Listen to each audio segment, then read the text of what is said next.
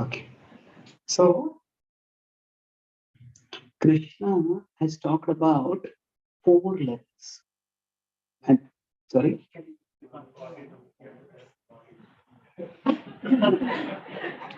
Got it. Mhm. So Krishna talks about attached work.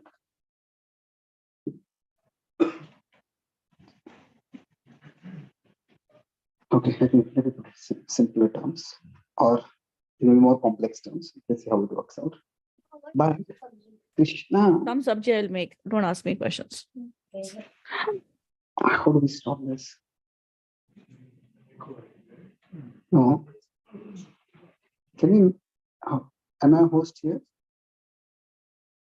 I can take it. No. Can you mute everyone else? Somebody, but they're on mute here, it seems. But... Sorry? No, but whoever is the host, they can keep everyone mute.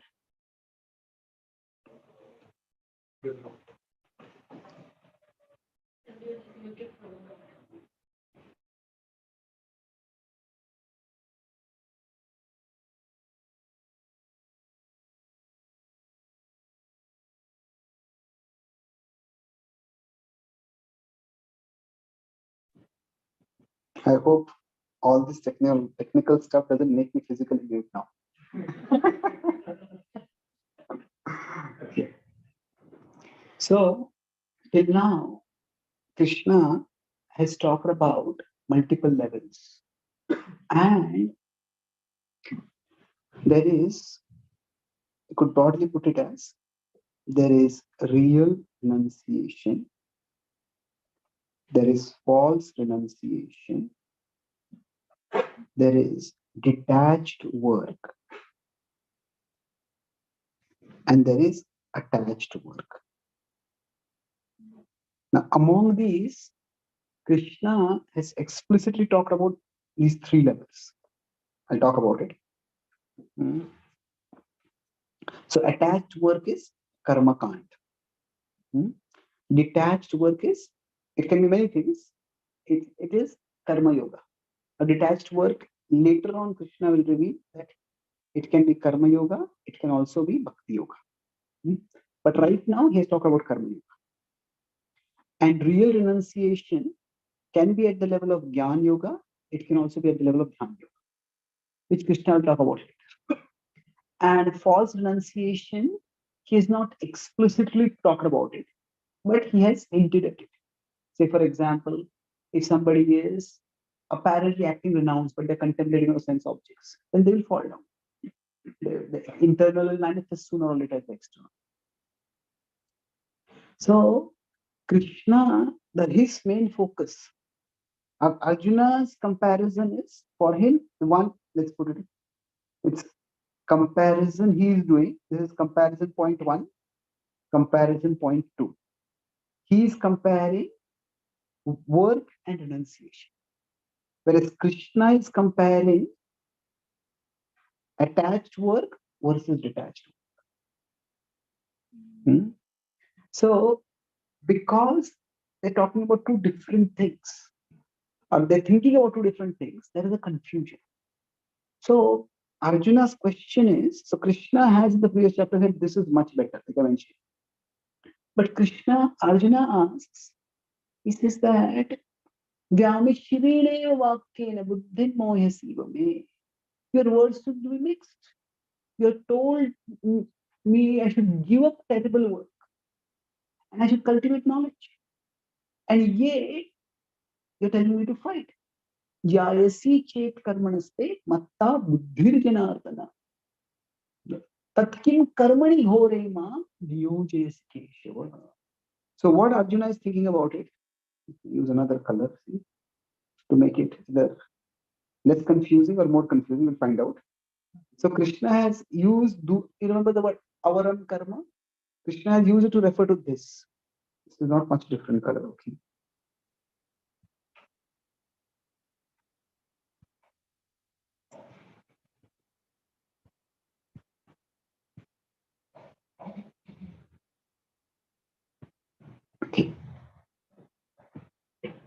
So Krishna has used avaram karma. Is it visible?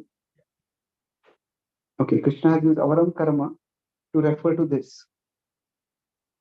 In Arjuna's mind, the same term uses ghora karma. That means karmani ghore ma. So he is thinking work, in his case fighting, is ghora karma. Fighting and killing relatives is ghora karma. So he is associating, and Krishna says, Jayasi chet karmanaste matta buddhi janada. Act with buddhi. So he equates buddhi with this. It is buddhi is better than ghora karma. But when Krishna is talking about buddhi, he's talking about this. That work with detachment. So if this sounds confusing, don't worry, even Arjuna is confused. So you are in good company. But the point is that the Gita is somewhat technical over it. And Krishna speaks now more systematically. Prabhupada writes in the first two verses before that a more systematic explanation was needed. And that's what Krishna will give now. See, generally, if you consider the battlefield is a place of a very urgent situation. So, in one sense, from the context, Krishna didn't plan, I will have an elaborate philosophical discourse. Krishna just answered Arjuna's question. Arjuna answered another question, Krishna answered another question. And then sometimes sometimes the questioner's question reveals how much they know. And sometimes the questioner's question reveals how much they need to know. So at this 3.1 reveals that, oh, there's a lot more that needs to be explained. So that's what Krishna will do in this chapter. So let's see what happens in this chapter. How many verses are in chapter 3? 43. Yeah, good. It's also one among the longer chapters. Now here, Krishna uses a little unusual flow of thinking. Sometimes we are used often to a linear way of thinking. Point A, point B, point C. But not all communication has to be linear. Say, like if you want to go from point A to point B, one way is you could go linear. But another way you could go also is you can go like a spiral and go out. So I'll explain what I mean by spiral. That Krishna talks about a higher level, a lower level, another higher level, a lower level, and then he comes to the level that he recommends for Arjuna. So it's something like a spiral, the flow of thought over it. Initially, the third chapter begins with Krishna says, okay, I have talked about two levels. And that's what Krishna makes it very clear. There are two levels. Now, when he says two levels, let's look at what he is saying.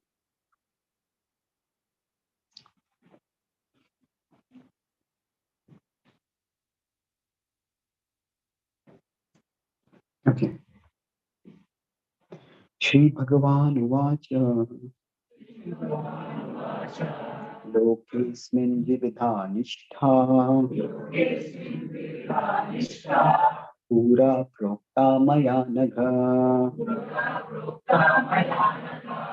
Jnana Yogena Sankhyanam Karma Yogena Yoginam. So Dvividha Nishtha. It's interesting, Nishtha, faith. So there are two different levels of faith, two different levels of adhikar, capacity to practice, based on the faith that they have. And he says these two are the level of Jnana Yoga and the level of Karma Yoga. And here you will see Krishna uses the word Karma Yogena Yogina. So here yogi, Krishna is using not to refer to Ashtanga yogi who is in the forest. That is not referred at all. The word yogi can have many different meanings in different parts of the Gita. Here it refers to Karma Yoga. He said, I have talked about two levels. And then now when he's talking about this, the first thing Krishna will point out to Arjuna is, I talk about these four levels over here. So Arjuna is thinking that, renouncing is far better. because we'll avoid this terrible impact. And the first thing Krishna says is that that all forms of renunciation are not equal. It is not that simply by giving up action, one gives up karma. Na karmana manarambha, nishkarmyam purushosmi. Nor is it that just by taking liberation, just by taking renunciation, one gets liberation. So the first thing Krishna says is that externals, they alone, they don't guarantee success.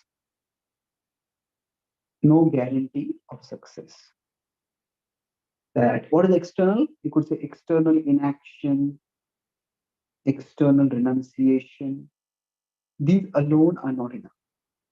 In fact, he says that if somebody is externally renouncing but internally craving, now we renounce certain things and we still crave for those things, we still have desires for those things. But if somebody is actively contemplating on it, fueling that contemplation, then that person is deluding themselves. So it's like, if you consider this is the body, this is the mind, and inside this is the soul. So if say here there is some tempting object.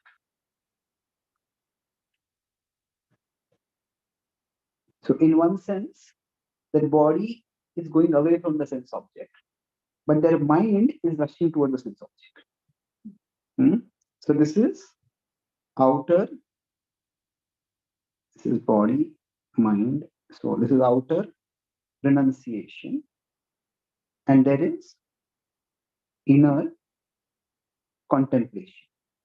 Karmendriyani sanyamya ya asate manasa smaran.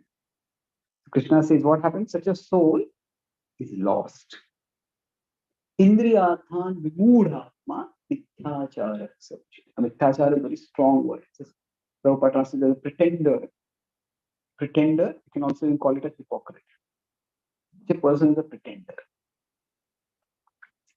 Now, it's another thing for all of us, in whatever degree we try to renounce something. Now, our mind may go in this direction and then we pull it back. It may go sometimes a little bit in that direction, we again pull it back. It may go a lot in that direction, but we pull it back. But here, if somebody is not even trying to pull it back, then definitely there is a problem. So Krishna is indicating to Arjuna, don't become like this. Simply renouncing will make you a pretender. So generally, the way to speak respectfully to a person is that whenever we are talking about some bad possibility, talk in the third person. Don't. If you do this, you will fall down. I'm not fall down. And if somebody does like this, that person will fall down. As they say, Akalman ko ishara kafi. Wise person will understand, oh, if I do something like this, I get into trouble. So Krishna is using the third person to indicate to Arjuna that not that you will become like this, but that's the implication over there. That one who externally announces, but internally contemplate, that person will be deluding themselves. And therefore, Krishna says it is better to act with detachment. So Krishna recommends among these 4 levels. This particular level is what he recommends.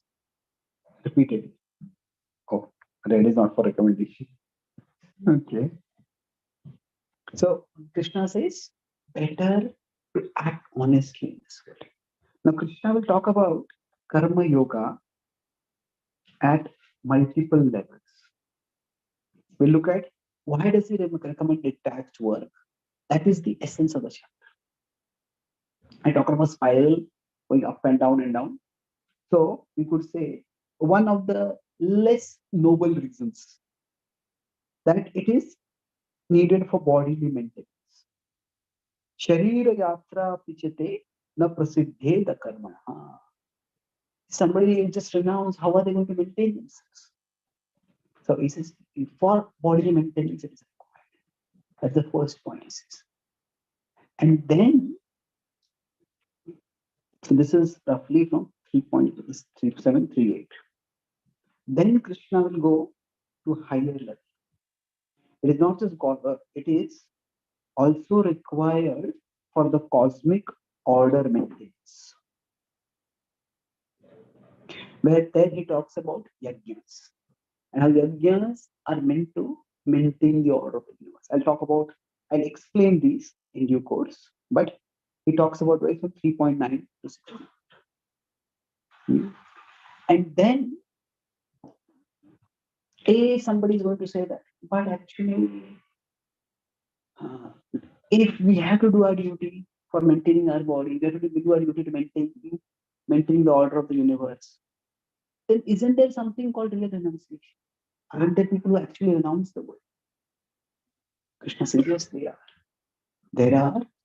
But then he says that even those who are capable of renunciation, he says if they're capable of renunciation, then if they're truly renounced, they can stay renounced even while being in the world. They don't have to give up the world to be. If there is internal renunciation, and whether there is external renunciation or external engagement, it will make no difference. So Krishna says, even those who are internally renounced,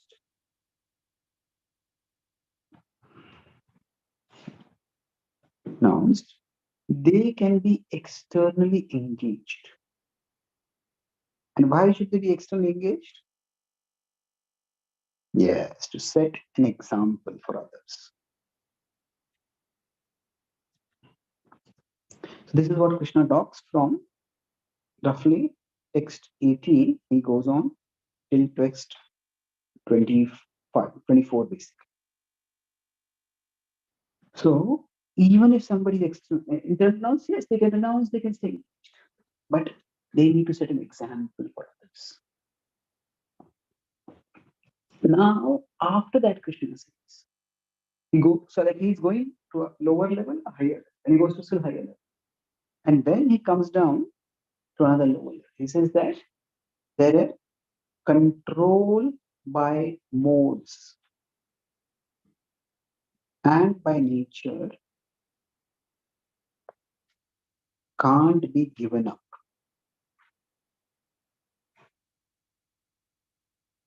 Or rather, let's put it simply that our nature can't be given up. We are all controlled by modes. All are controlled by modes. Therefore, our nature, which we got from our conditioning, can't be given up. And therefore, Krishna says, one should do your duties. So this is the section broadly from 25 to 35. So this might seem a little complicated, but let's try to simplify it a little bit. You have a question? Yeah, so internally renounce, externally engage. Can you give an example? Now, all of them I'm going to explain. I'm just giving an overview of the chapter right now. So, now first, bodily maintenance does not require much explanation. It is if everybody starts renouncing the world, who is going to produce the resources in the world? Who is going to, if the whole society becomes the society of renunciates, that's not going to be sustainable.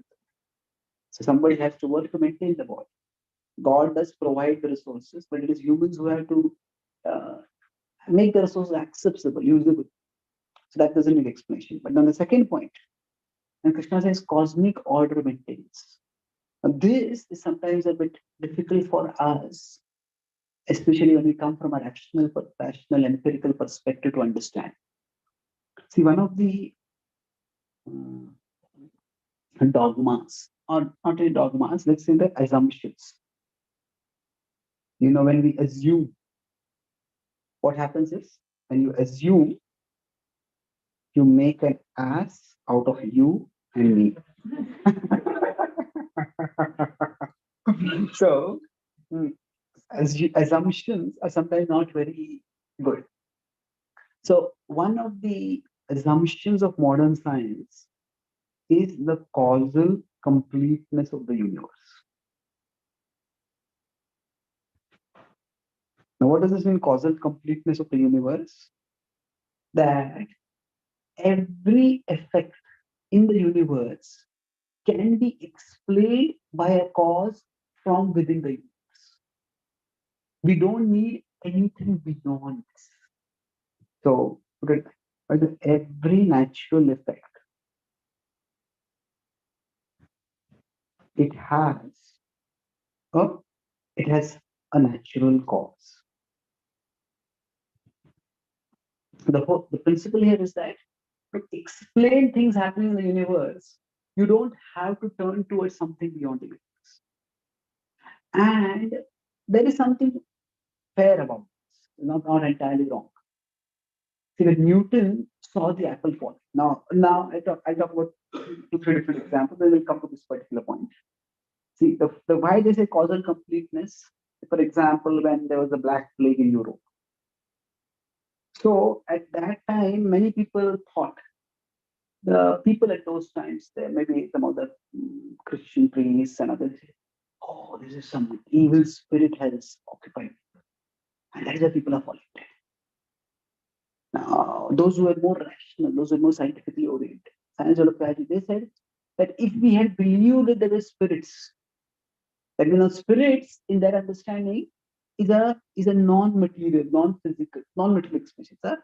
It's not an explanation within what they consider natural way of things, a supernatural explanation. So actually, in modern universe, you could use the word here of nature specifically. Of course, within science, nature and universe are the same thing, but causal. So if the Black Plague, if they had considered a supernatural cause, like some spirits, then he said you were just left trying to do some weird rituals or weird exorcism practices to try to get rid of it. But he said the scientific approach said that has to be a natural cause for this. And that's how they discovered. So the supernatural cause is ghosts. The natural cause is germs. So science focused on the natural cause, found out germs, and then found out a way to remove germs from the human body. And that's how we are able to cure this. So their idea is that if we look for supernatural explanations, that will stop our search for knowledge. And you will not be able to find knowledge that is useful for us. So there is validity to this. But there is some problem with this also. If you consider Newton's example, I was in England. I went to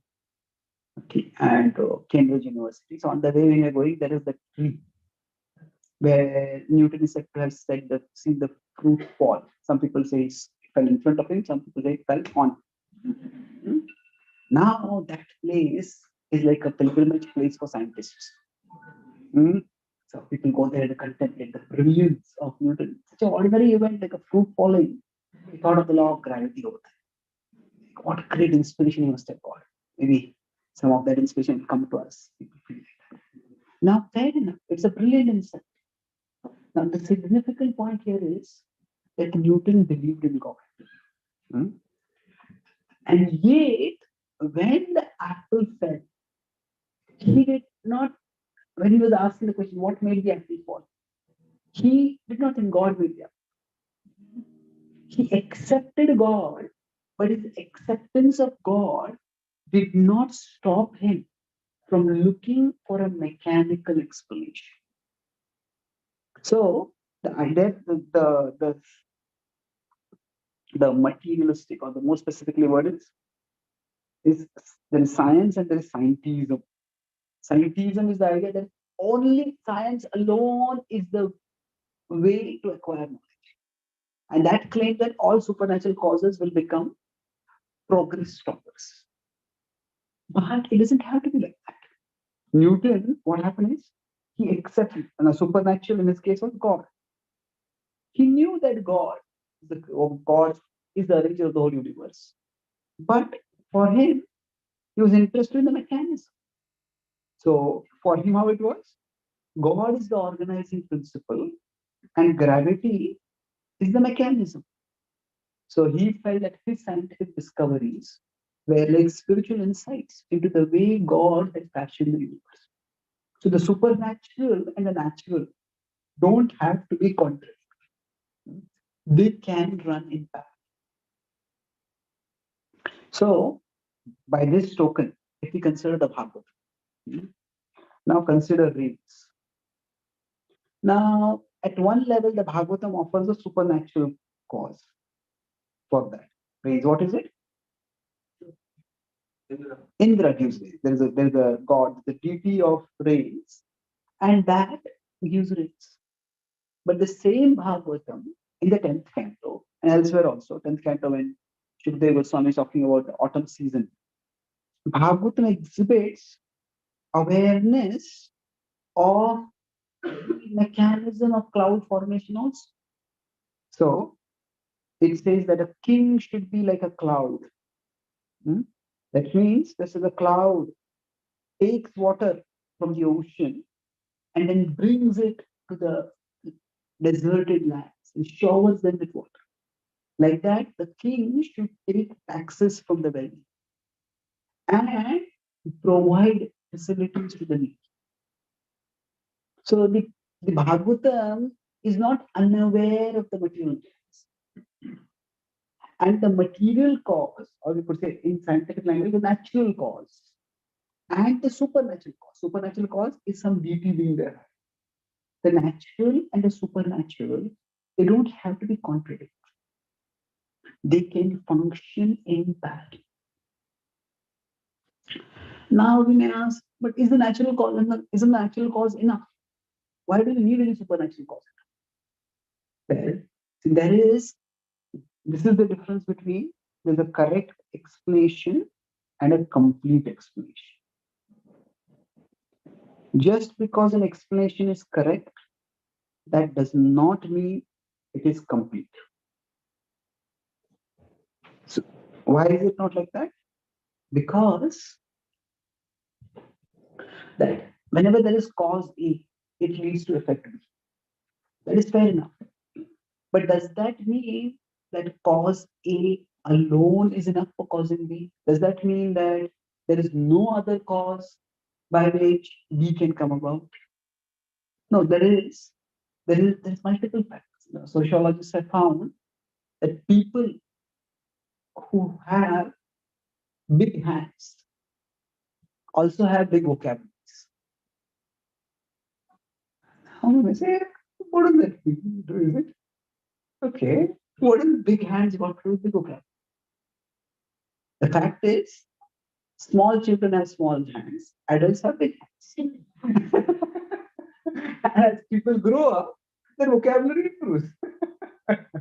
So, yes, big hands and better vocabulary, bigger hands and better vocabulary goes together.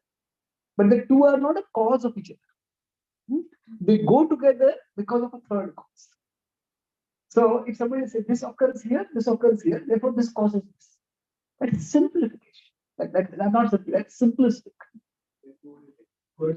That's not causation, that's correlation. Yeah.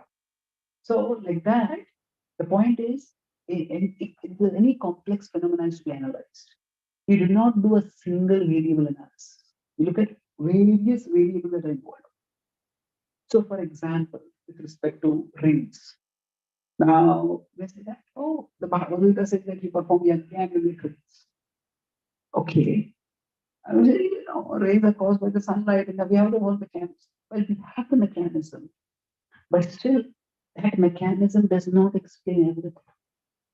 Sometimes there are clouds in the sky, but no rains come. And sometimes there are two states, both of them are, this happened in Australia, one of the two states, both of them were very short of water.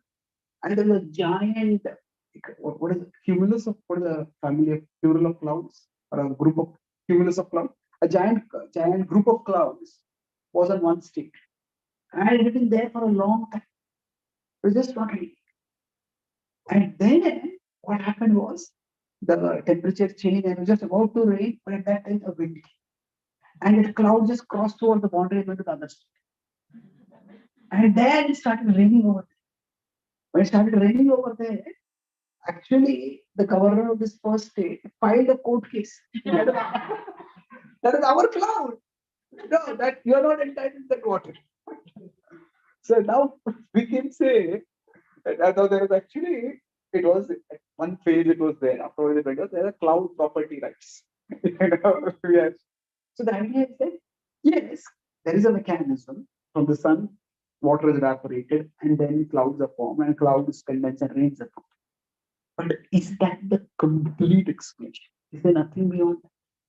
And why do the clouds condense at a particular place? Why do they do that? Why do the clouds condense more at one place, less at another place? Now, some factors we can understand. Maybe here mountains are over here, that's why the clouds. But many places, the cloud is just going openly in the sky. And why do they fall over? Why do they shower over here and not over there? So there are higher factors involved. So just because higher factors are involved does not invalidate the lower factors. And similarly, the lower factors being involved does not invalidate the higher factors. So both work together. In general, science, now the word, is this better or the black one is better? Both are similar. Okay, it's good. Okay. Like yesterday, the difference that makes no difference. So now, science to some extent has a common principle. That the common principle is that we try to understand and use nature. So, for example, now we may have missiles, and Arjuna has celestial weapons. Now, we may today say that also celestial weapons are just make believe. Some people may say that. But let's focus on the principle over here. See, that we want to understand how nature works, and then we can tap that forward so that we can complement or expand human power. Humans can throw a stone. That can't hit another person much. We can shoot an arrow that will hit somebody. But that arrow is complemented with some higher power. It can hit much more. So modern science, it involves tapping material mechanisms. Like I talked about the natural and the supernatural causes, and they can both go in parallel. Whereas Vedic science involves pleasing higher deities governing those mechanisms.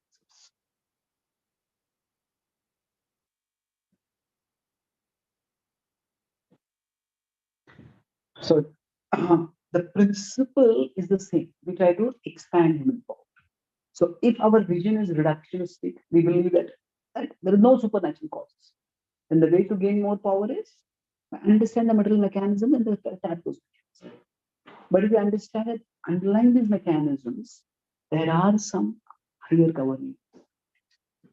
Then we try to please those personalities. We try to harmonize with those personalities.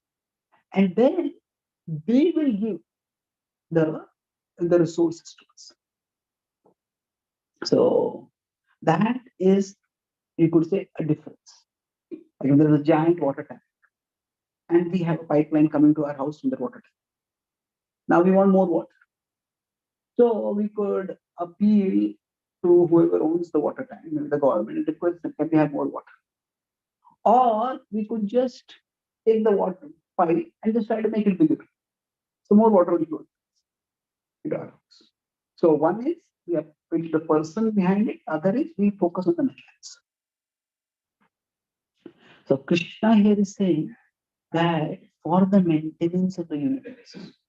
So the way we appease the higher mechanism, higher beings, we satisfy the higher beings is by yajna.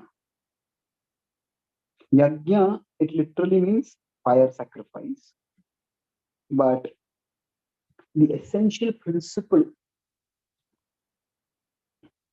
is, it's Prabhupada often translate this like a tax, a cosmic tax. He says we get utilities from nature, we get utilities from the universe, and we need to reciprocate that. So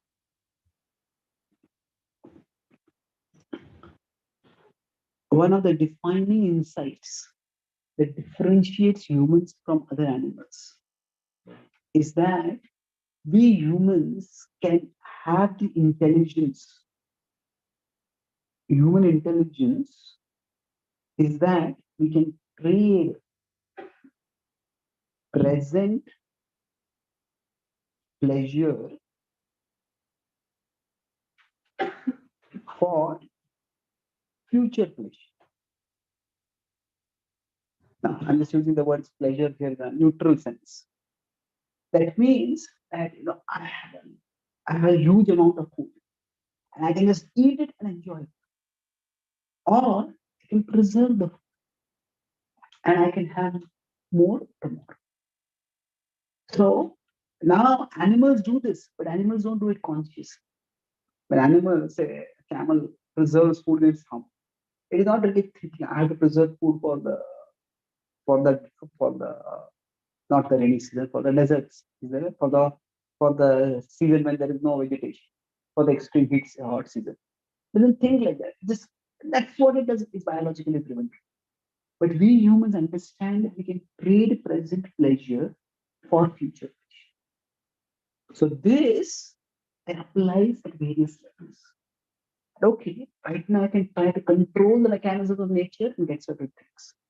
But okay, I can appease those higher beings, and by that also get something better. And that is a better way to do things. So humans are meant to perform yajna. And yajna requires certain resources. And Krishna says those resources you will get when you do karma. So therefore, you need to do your part. You need to do your duty, by which you can participate in the working of the cosmos. Without that, you will not work. So this is an elaborate subject, and I won't go into it much further because that's just one of the points we're discussing. But let's look at the next point. This is the second section. Social order. Krishna says, even if you are renounced enough, you maintain social order by if you set an example. So the idea he's telling here is that people follow those who are shrishtas, those who are leaders, like the Achal these shrishtas. So he says, therefore, if a person, now in the context of what Krishna is talking about, it, sometimes you may feel like this whole third chapter is against renunciation. It's not exactly. It is, in one sense, there are three different things. See, there is renunciation, there is frustration, and there is aversion. So, can anyone sense, are these three similar? Okay. They will lead to something. Okay. What do you think is the difference between, okay, let's first. Is renunciation and frustration the same thing? Why not? Frustration is you're seeking something you're not getting. Okay. Desire. That leads to Okay. And renunciation? you're intentionally giving. Okay. Good point. Let's put it this way. Okay, I'll give an example of this. I was in Pune. I was at that time, I went my boss 15 years ago. There was one day a boy came and he said, Prabhu, I want to become a brahmachari. Now, at that time, we had a very small temple, and almost everyone knew everyone over there. So I'd never seen him coming, participating in the temple programs or doing much bhakti. I asked, okay, why do you want to become a brahmachari? He said, actually, Sunday I'm going to decide. I said, what's happening on Sunday? He said, I have proposed to a girl. If she says no, I'll become a brahmachari. Now, frustration is no qualification for renunciation. So we could put it in here. So you can put it, there is desire and there is ability. So in frustration, what happens is there is desire is very much there, but ability is not there.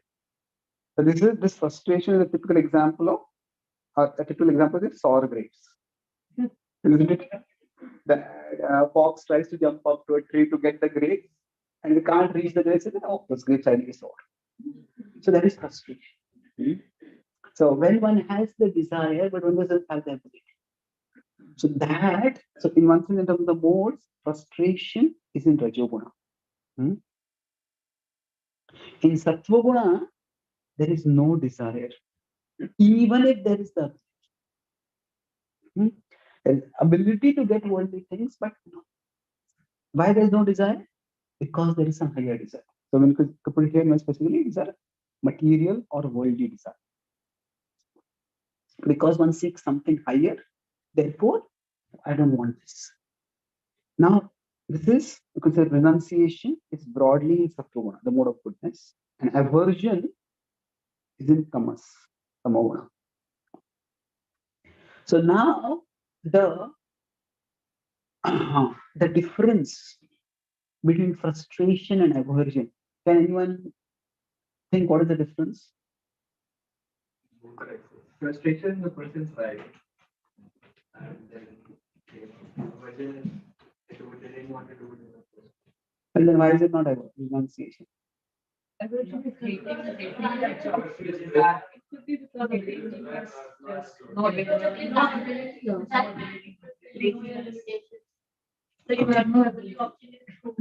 Well, none of you have any renunciation giving this answer.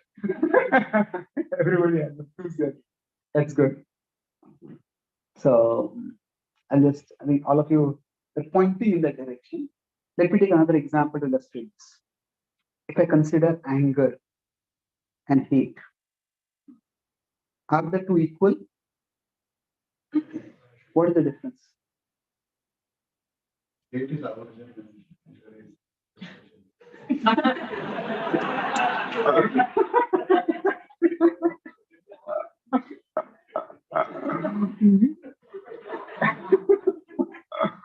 That is like making an educated guess without giving an explanation. It's a good guess and it's true. But let's analyze this. What is the difference between anger and hate? Anger is short term and hate is continuously. Yes. See, anger is temporary. Hate is not nothing is permanent. Long term. Okay, short term, long term is better word. Another way to understand the difference is that, see, anger is hot-headed. Like you get angry and you suddenly speak something or you hit someone or do something. But whereas hate is cold-blooded. When somebody hates someone, it's not that they're in the rush, in the heat of the moment they're doing something. They very calculatedly plan, I'll get this person there and then I'll do this to that person and then that's that person, then I'll destroy them. So, which is much more dangerous? Hate is far more dangerous than anger. So similarly, now we could use the word desire, but we could also consider emotion. Desire and emotion are very similar, but if you consider this is a person and this is an object. So desire is when we seek the object. It's more desire is inside out. Whereas emotion is outside in. That means when we see something, I feel some emotion. So for example, I like that. That's a like is emotion. I want it. That's a desire. So we like something and we want it. Like Dhyato Vishayan Pumsa Sangasteshu Pujaya. At the level of Sangha, it's more emotion. Yeah, that's nice. That's good. But Sangat Sanjayate Kama. I want it. So in general, emotion will lead to desire. They're slightly different. Now these terms can be explained in different ways in different contexts. But I'm using it this term that emotion is coming from perception. Whereas desire is more, emotion is more associated with perception, with outside it. Whereas desire is more associated with action. So while talking about this, that a difference between, we could say that in renunciation, there is no emotional engagement with that object at all. That means when somebody is renounced, somebody has somebody has never, somebody is alcoholic, and they have given up alcohol. So now, generally, we don't use the word renunciation, we use the word sober. But if a person has become fully sober, then even if they pass by a bar, they don't feel any emotion at all. So there is no emotion at all. Hmm. Now, in general, in Rajas, there is positive emotion that is frustrated, that is thwarted. Whereas in Tamas, it has become a negative emotion. Hmm. This is so troublesome. This is so terrible. I hate it. Why I hate it? Because either I don't get it, and I've not got it, and I'm not going to get it. So I hate its very existence. That is aversion. And that's why in the Bhagavad Gita, now aversion in Sanskrit would be what? Dvesh. Hmm? So raga, dvesh, vimukhtaistu. So raga is so attachment. So that we have attachment, we have it, we crave for it. And then we just lose hope of getting it. But losing hope of getting it does not necessarily lead to renunciation. It can lead to aversion. So now aversion is very common in today's world with respect to certain things. When I speak about spirituality to new people, I often talk about how, even from a material or sociological perspective,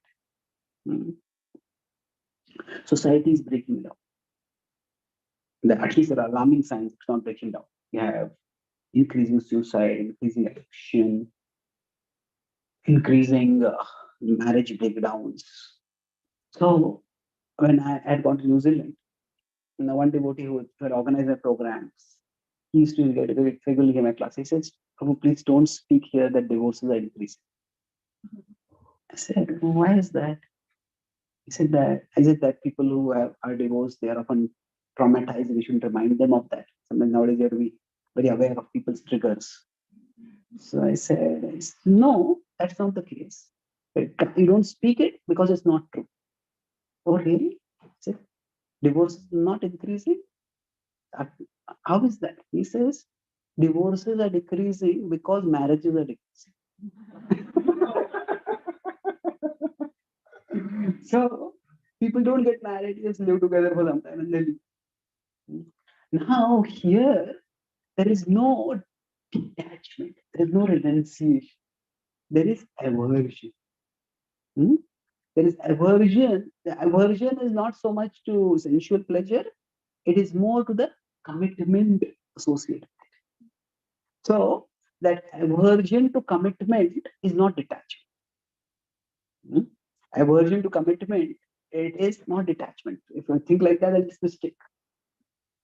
So Krishna is telling Arjuna over here in this section, we are discussing that from the perspective of maintaining society, as a social order that we are talking about, that is an example for others. So Krishna is talking about here in a particular context. See, Arjuna wants to renounce. Arjuna is thinking, should I renounce? But why is he thinking I should renounce? Is it that suddenly some vairagya has developed in his heart? No. He's thinking of renouncing because he has a difficult duty. The call of duty is especially difficult for him. That is, he has to fight against his relatives. And if everybody, when they have a difficult duty, they start giving up their duty, then society will collapse. If somebody is to renounce the world, they should renounce the world because there is a higher calling that is awakened. It should not be because their duty has become difficult. So everybody will have difficulty in it sooner or later. So if a great person, a social leader like Arjuna, renounces because duties become difficult, then that will become an example for everyone else. And once that becomes an example for everyone else, then everyone else will also start renouncing. And they renounce, even if Arjuna is qualified enough to renounce. Now, you could say that Arjuna has a difficult duty, but that is just the trigger. Actually, he has internal renunciation. Even if that is the case, the world will not know about your internal renunciation. What the world will know is that you had a difficult duty. And that's how you get that. So everybody who starts, whenever they have a difficulty in their duty and they just renounce, that will lead to chaos. And for society to function, people have to have a sense of responsibility. For a family to function, for a community to function. Say, if a police person starts saying that, oh, among these rioters, there are people from my community. So therefore I'll take no action. And if I have to take an action, I'll just quit. Now, every time a police person starts doing like that, then who will do the difficult duty? So how will society function? Krishna says, Lok Sangraha. Lok Sangraha is Lok Sangraham evapi sampashyan kartumarasi. Everyone has to play a part in maintaining the world. And maintaining the world means doing our duty even when it is difficult. So nowadays, when parents, when a couple has a child, it's like so many times doctors may tell, okay, your child may have autism, or child may have this, child may have that. And I know at least a dozen devotees whose doctors told them that you're going to have this better about the child. And they went ahead and had the child, and the child is perfectly normal. And now we could say it is Krishna's mercy. And there is the truth to that. But apart from that, what I found is I have a couple of friends who work in the medical field. Many of you may know this better than me, but they say especially in that field of okay, what happens is there's a fear that we may be held legally concerned, that we didn't tell the parents. So it's almost like the prenatal testing is almost like a seek to destroy mission. You find anything that might even remotely be wrong. And then, so now this is okay, now it may be that. So sometimes some children have special needs. But in that time, taking care of those children is a difficult duty. But one cannot just give up the duty because it is difficult. There's a different kind of growth of character that happens when it's a difficult duty. There is a deeper fulfillment that comes. One learns selflessness. So the idea is just because the duty is difficult, it cannot be given. And that becomes the reason for people giving up duties. And society will lead to chaos. Till recently, there was a big concern about population explosion. Now, especially in the Western world, there's a depopulation is a big concern because the number of older people is increasing, but the number of younger people who are having children is decreasing.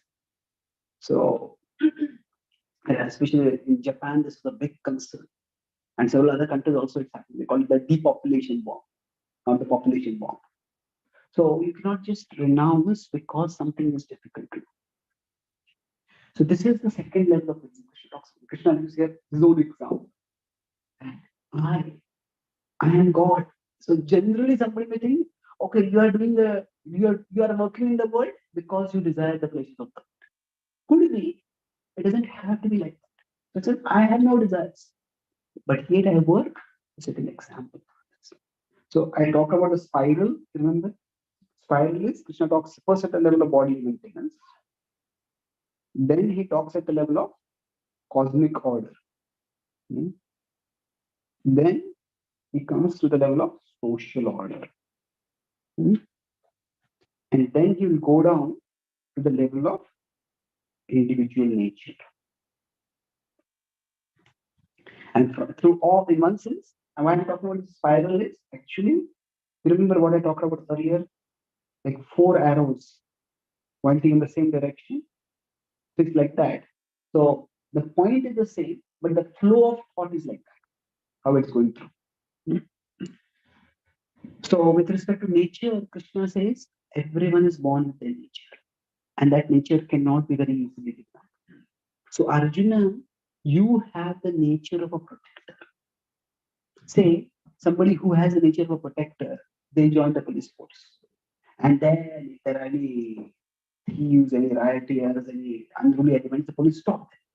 And they use force to stop them. And that is not only allowed as long as it's in the service of law, that's all that's praised. But suppose in a cup of frustration, a police person renounces, they just quit. And they see something going wrong, and they see something going wrong in society, and they go and shoot someone or hit someone. And if you're not in the law, and then you take the law in your hands, then you are culpable. So Krishna is saying, Arjuna, right now you may think, okay, this is okay, I don't want the kingdom. I'm okay to live without the kingdom. And even if Duryodhana has performed some atrocities, I'll live with it. But it says, tomorrow Duryodhana may perform that atrocity against someone else. And when you hear the news, that time you will want to fight against them. But if you have given up the Kshatriya nature, if you have taken sannyas, then for you to get involved in raising weapons, that will be your time. Therefore, he says, act according to your nature. And this way, Krishna uses multiple threads of reasoning to come to the same conclusion. Now, we have come till 35. I quickly mention the last section, 36 to 43. So essentially, Krishna is talking about working in a nishkam way. Karma yoga essentially has this nishkama bhava, that one doesn't crave for the immediate results, one acts in a mode of duty, detached work. So then Arjuna asks the question, okay, what you're saying makes sense, but what is it that makes us act against our best interests? It is almost as if this is a person here, my intelligence is telling me to do this, but there is something inside me. It seems to be much more powerful, which takes me in the opposite direction. So what is this thing? So in the context of the Bhagavad Gita, Arjuna is asking, the discussion is karma yoga. So what is it that stops us from acting in a detached way? What prevents us from acting selflessly in a mood of service? What makes us act selfishly in a mood of exploitation? And that Krishna answers is karma. Now when he uses the word karma in this chapter, Krishna is using karma not just to refer to lust. Yes, it does refer to lust, but it refers to any selfish craving in general. Anything that prevents us from acting. So this is specific meaning, but it is also generic meaning. And the idea is that this will stop us from acting virtuously, acting selflessly. And Krishna analyzes karma. After analyzing karma, he says two main things in this, which are important. He says that where is karma situated? Normally, we think that if I am here and there's a tempting object here. So we often, as soon as we see that object, we may get agitated. We say, I just don't want to see this object. I want it to. That object we think is the source of that craving, source of that torment. But Krishna says that lust is not situated in the object. It is situated in the subject. Subject means the person who is observing. So if you consider lust, it is not. Okay. It is not here. It is actually here. Sorry. It is here in the person's three things: in intelligence, mind, and senses. And then he talks about how does one deal with it. So he basically talks about two things over here. This is a whole class in itself, but I'll quickly explain this principle. Krishna talks about here there are senses. Indriyan paranyahur, indriyebhya param manaha. There are sense objects. Indriyan paranyahur, indriyebhya param manaha. Above the senses is the mind. Manasastu para buddhe. Above that is the intelligence. And above the intelligence is the soul. Okay. So Krishna says that basically you can say there is like a gravity pull of worldly desires. So our attachments, our selfish cravings, they are like the gravity pull. They pull down toward the sense objects. So this together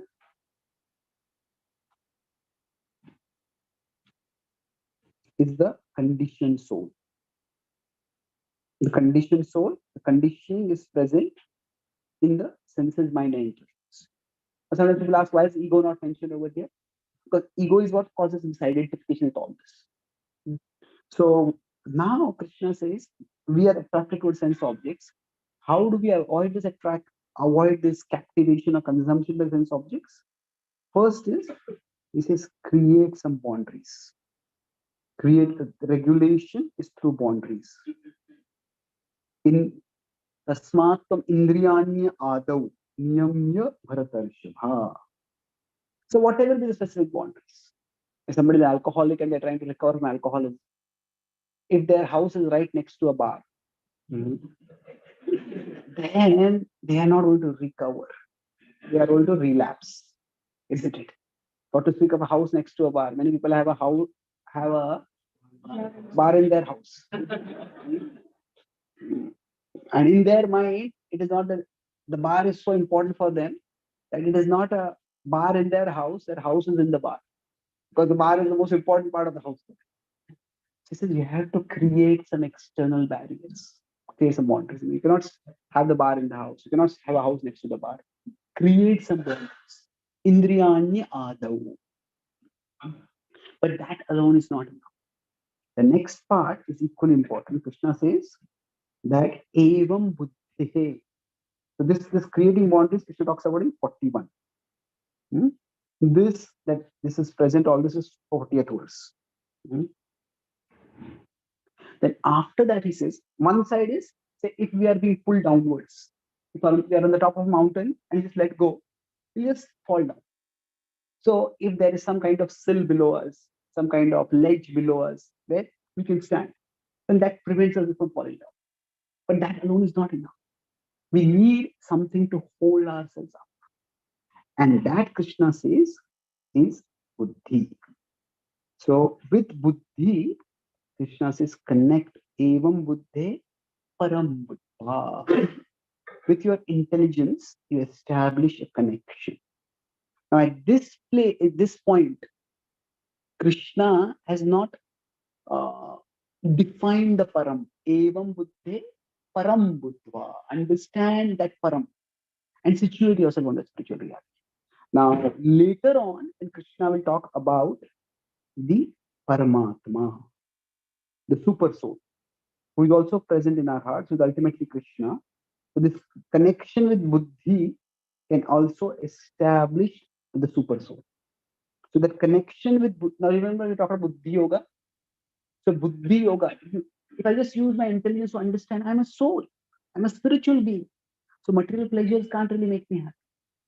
So that understanding, so if it connects over here, this is karma yoga. But it connects with the Lord, then it is bhakti yoga. So right now Krishna is talking about karma yoga. But the idea is we need to do these two things. We need to create some boundaries, and that's important, but that alone is not sufficient. Along with that, along with regulation, there has to be a higher connection. And when there's combination of regulation from below and connection above is there, then gradually Jahi Shatrum Mahabaho. Krishna says that he'll be able to conquer over this craving, this great enemy of selfish desire or lust. So Srila Prabhupada has given us many ways the four regulative principles that we follow. They are like Asmat Tamindriyanyayo. We are trying to create the boundaries. So here the boundaries are not physical, but you could say the boundaries are more usakir. They are the vows that this is what I will not do. We create boundaries. And then that is not the most important. The most important thing is that we do our sadhana. We connect with Krishna through the practice of bhakti. And when we do this, it's a gradual process, but it will happen. So we try to create boundaries, we try to regulate, and we try to connect. We do this slowly but surely. The selfish conditionings, the selfish cravings that are there within us, they will decrease. And as they decrease, as the connection becomes stronger, we will experience more and more higher happiness. Till we become completely absorbed in Krishna and the eternal joy that comes through absorption in Krishna. So I'll summarize. So we started by discussing Arjuna's question and where it comes from. So we discussed how Arjuna is considering two options, but Krishna is talking about four options. Work or renounce, and Krishna says the real renunciation, false renunciation, detached work, and attached work. So that frame of reference that relates to the question we discussed. And then we talked about the various ways in which Krishna is recommending why we should work. So here he talks about false renunciation. He says that as contrasted, it is far worse than it is detached work. That work is far better. Because at least by this, the body is maintained. Then in talking about the cosmic order, I talked about this was an elaborate section we discussed about how modern science and Vedic science. So Vedic science focuses on the person's governing mechanisms, whereas modern science focuses on the mechanisms themselves. But the idea is we try to gain higher power. And yajna is the means by which we harmonize with the higher mechanisms, with the higher beings. Then Krishna talks about social order, where the point is that society's order will be lost if difficulty in doing duty becomes the reason for renunciation. Renouncing, or it's more precisely abandoning duty. So we discuss the difference between renunciation, frustration, and aversion. And then lastly, so after that, Krishna talks about nature, how one cannot just give up one's nature, one has to act accordingly. And then last point after that, sixth was I talked about selfish desire, selfish craving, and how that can be a problem that is there within us. And the two ways to overcome this is connection, spiritual connection through buddhi, and and regulation through boundaries, through niyam. So Krishna used this twofold strategy for us to overcome our selfish cravings. So thank you very much for your tolerance with all the technical difficulty in the beginning and the intellectual difficulty throughout the class. Hare Krishna.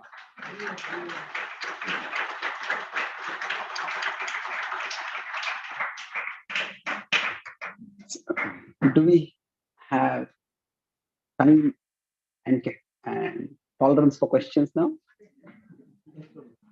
Okay, one or two questions we'll take. If anybody has. Oh, a lot of questions. Okay, yes, ma'am. Yeah. So how do we know the individual nature and perform a duty towards it. Okay, how do we know the individual nature? Krishna uses two words, guna and karma.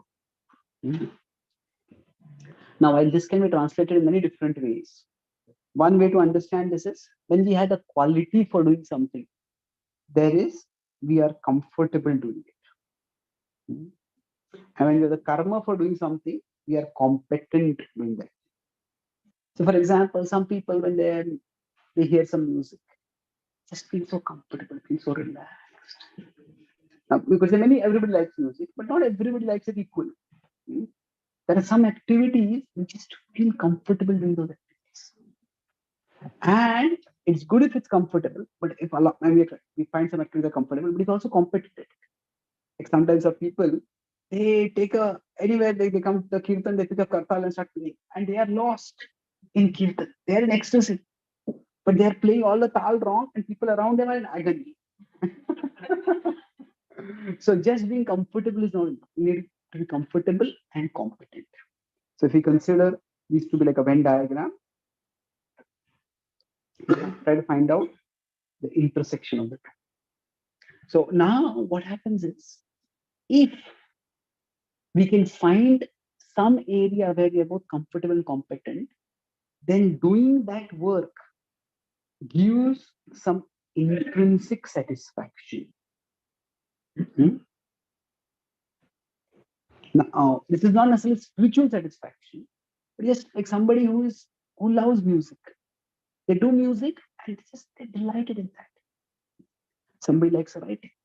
And now that people have various interests.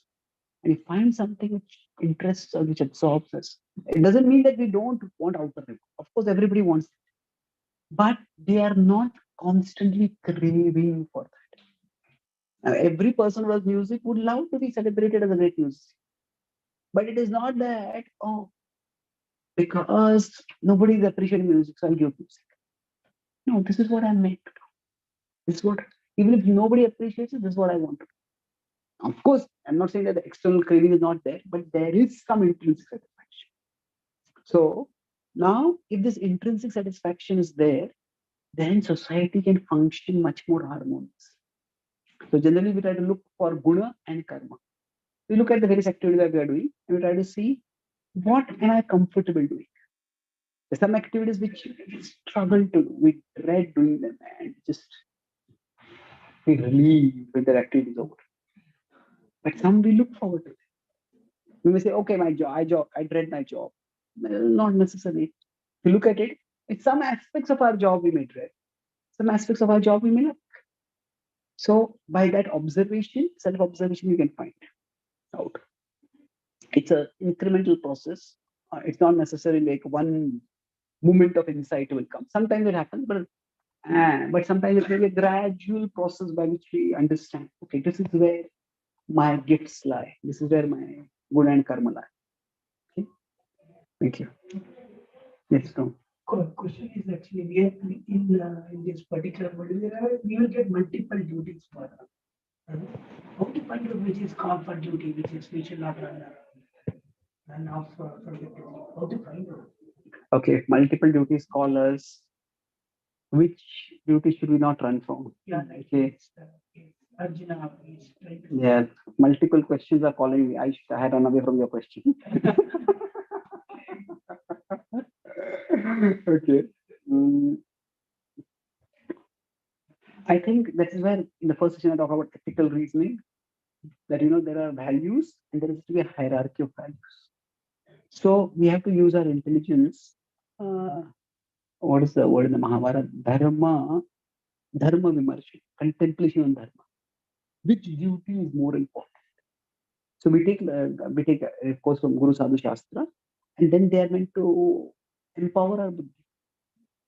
So it is in Portland, we had a retreat on the 6 elements of Sharanagati. So I gave some broad principles, and we talked about how if you have to make a decision, say, should I take up a job which gives me more money, but it takes me away from devotees? Or should I take a job which gives less money, but keeps me with devotees? How do we decide? Is there one answer? Not necessarily.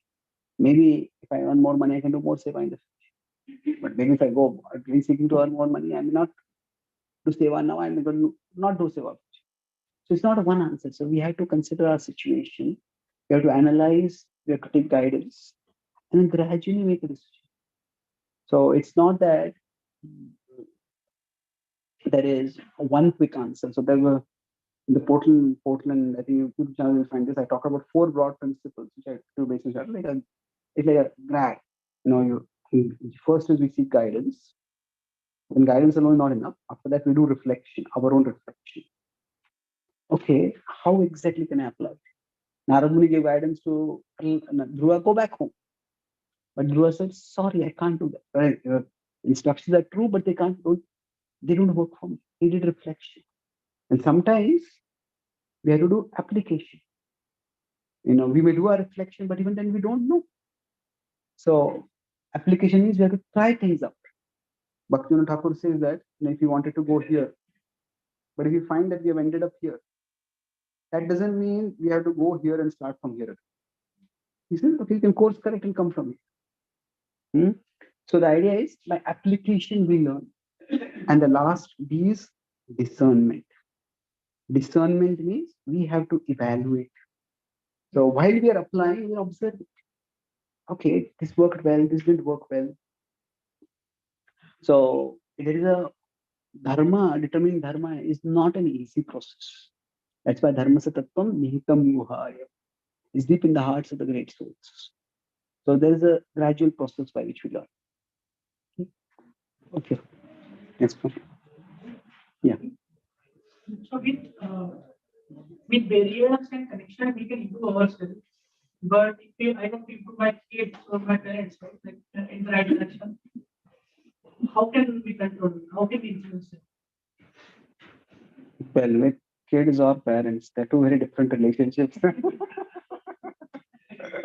With our children, especially to the extent they are small, it is the responsibility of parents to define boundaries and to prescribe boundaries.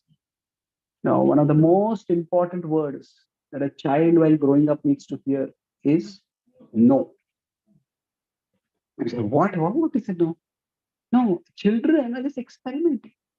So they need to learn boundaries. Say if a child is eating food and with the other sibling is sitting nearby, and the child's food in the plate gets over.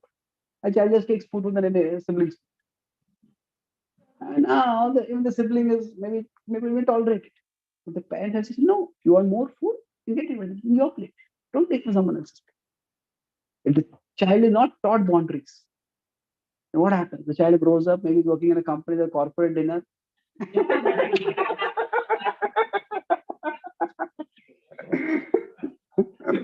So, as parents, it is children will test out what can I do, what can I not do. They're experimenting, they're exploring the world. Can I do this? Can I do that? Child says, okay, can I put my hand in the electric socket? No, you can't do that. So parents have to have boundaries. So with parents, we can do that. As parents, we can do that with our children. Now, with our parents, we can't do that. When I was introduced to Bhakti, one of us said, how do I preach to my father? He replied, by letting anyone except you preach to your father.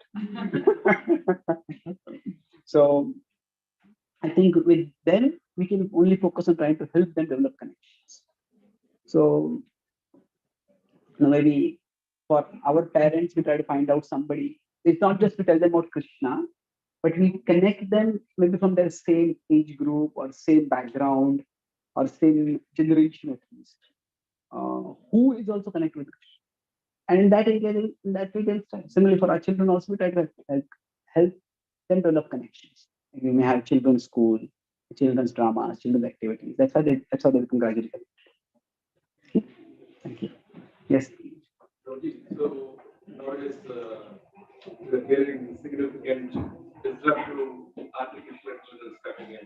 In fact, just a couple of days ago, the Google's chief in AI has quit trying to create awareness about the potential negative impact of AI. obviously today we are thinking about using our intelligence to connect with the Supreme. So we understand. That's what is understand. But what is your read and how you use this opportunity to preach to the people that create a connection in terms of where the world is moving towards and why should we be even listening to something like Gita even more seriously? See, Carl Jung is a prominent Western philosopher, European psychologist actually. So he made a significant statement: the more inner power we have, the more, sorry, the other way around. The more outer power we have, the more inner power we need. Let's say somebody has a gun. A gun has enormous power. Just kill one people, sometimes automatically you can kill a dozen people. If somebody is going to have a gun, then they need to have inner power. The inner power is what we need. So what has happened is technology has enormously increased our outer power in many ways. And if people are not equipped to increase their inner power, then technology will inevitably end up being used for causing harm to oneself and harm to others. So the way generally I present it is that science can make things better. Spirituality can make people better. So spirituality is about the inner world. So we need both. We need to make things better. We need to make the outer world better, but you also need to make people better. That's why the more science advances, actually the more we need spirituality.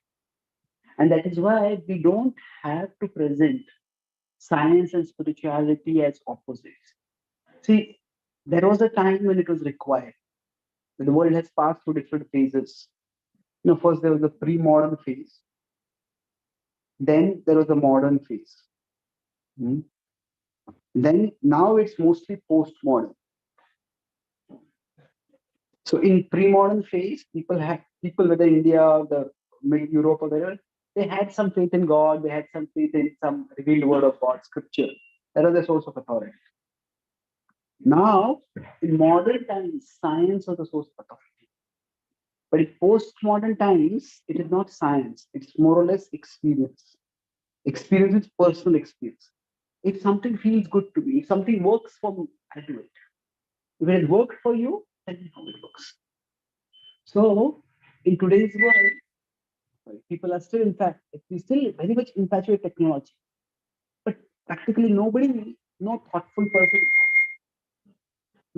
person thinks that science itself is the source of unadulterated good. Everybody knows what the problems associated with science. So when we present spirituality for the modern times, because science was the source of authority, if people think that science will solve all problems, why do we need spirituality? So science and spirituality were in competition. But in postmodern times, science and spirituality are not so much in competition. The idea is what works. Now, if we try to say science doesn't work, well, that is not going to work because people everywhere we see science working in so many ways, which are dramatic and undeniable. But we can point out, rather than saying that science doesn't work, we can point out areas which science doesn't work. With all our scientific advancement, science cannot create a pill by which you can deal with anger. You take the pill, all anger goes away. You can have a pill which will put a person to sleep. After they wake up, the anger is still, isn't it? So, if we recognize that way, yes. Now AI, it's a phenomenal achievement, and so many people, brilliant people, have worked so hard to develop it. So we don't have to trivialize or demonize that. We have to say, how can we ensure that it is used for good and not for bad? That is by equipping people with inner power. And that is what spirituality provides. Okay. I think we should stop here. Thank you, Prabhu. Hmm. So my question is on 2.50, where Krishna says, Buddhi, Buddhati, Buddhist, does not yoga just for Yoga. Okay. Prior to that, in 2.38, Krishna said, Tato Yuddhaya Yujyasva. So he gives specific instruction saying that fight for the sake of fight. Okay. In 2.50, Krishna said, strive for yoga. And Prabhupada explains in the purport that one must work in Krishna consciousness. So, so my question is, how to do that practically? How to work in Krishna consciousness? How to remember Krishna while working? Well, first of all, there is no evidence in the Mahabharata that Arjuna was fighting. Hare Krishna, Krishna Krishna, Hare Hare. No. When he was fighting, he was fighting. You know, if suppose we get a heart attack and we have to do we have a heart surgery to be done. Now, would we want the doctor to be chanting Hare Krishna, or would we want the doctor to focus on doing the surgery? No, if they can do both, that is good. But if they have to choose, okay, you do the heart surgery. Maybe we say, okay, I want to go back to God. But if it's our child, but it's a child, and a child is in such a situation, we would want the child to live. We want the child to grow up. So when we are doing our duty, we focus on doing our duty. We don't remembering Krishna is not like splitting our consciousness, half consciousness here, half consciousness here. It is the remembrance is more in the purpose, in the intention. Chakravarti Pad gives the example. Let's suppose a person, a householder, has to stay away from their home in a different city. Now, there the person living in a particular home is interacting with different people, doing various kind of business work. But throughout it all, that person remembers, I'm doing this for my family. So the actions are different, but the intention is connected with the family. So like that, for a devotee, the actions are very good, and actions have to be done properly. But we try to cultivate the intention of remembering. Intention, this is for Krishna. And initially, that intention may be very much in the background. We consider is our consciousness. So the intention may be very much in the background. Intention of Krishna. This is the consciousness, and this is the background. And in the foreground, what we will have is the work that we are doing. And that's fair enough. But as we become more and more, say, expert in our work, more and more experienced, then we can still give attention to our work. But what will happen is things will change where maybe the intention is much more prominent for us. It's not that we are distracted from the work, but just the intention has become much more aware.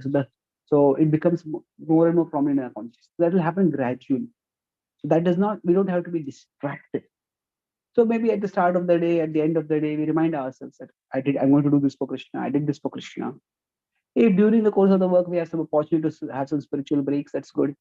And we remind ourselves.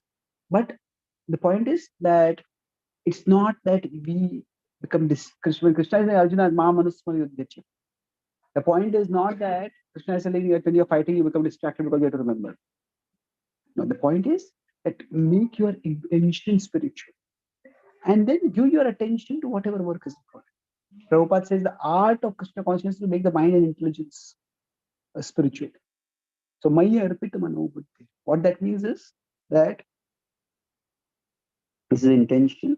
This is so with our mind, our highest desire is Krishna. With our intelligence, our highest value, what we value the most is Krishna. That way, we will be able to increasingly become Krishna conscious even while doing various other activities. Okay. Here's now the last question. No, I forgot. Oh, okay. No, the experience. Pre-modern, modern. Yeah. Experience is part of the when the pre-modern discuss, nobody asks us to accept anything blindly. You have to practice, experience, and that's always. Yeah, so experience encouraging the Rishi system also, yes, that is true. See, these are not watertight. That the point is, what is the emphasis? So in the present, the emphasis is very much experience. What works for you? So the typical example is if you tell a couple, say some young couples who are contemplating marriage, I give them some marital counseling, and somebody calls and if you divorce is a sin against God, you will go to hell. A typical postmodern couple will say you go to hell. But if say somebody giving counseling says, we are married together for 25 years, I would like to share some experience about how we made it work. Yeah, please tell us. We want to know. So if something works, people are interested. So in that sense, I'm talking about experience as being the primary focus. So thank you very much. Hare Krishna. Bhagavad Gita ki, the Prabhupada ki, Gaur Bhakta Vrinda ki, Gaur Premanand. Hare Krishna. Jai Chaitanya Charan Prabhu ki Jai. Prabhupada ki Jai. In any of the is behind other parts, please take the also where path of the mind. There are some I think 20 parts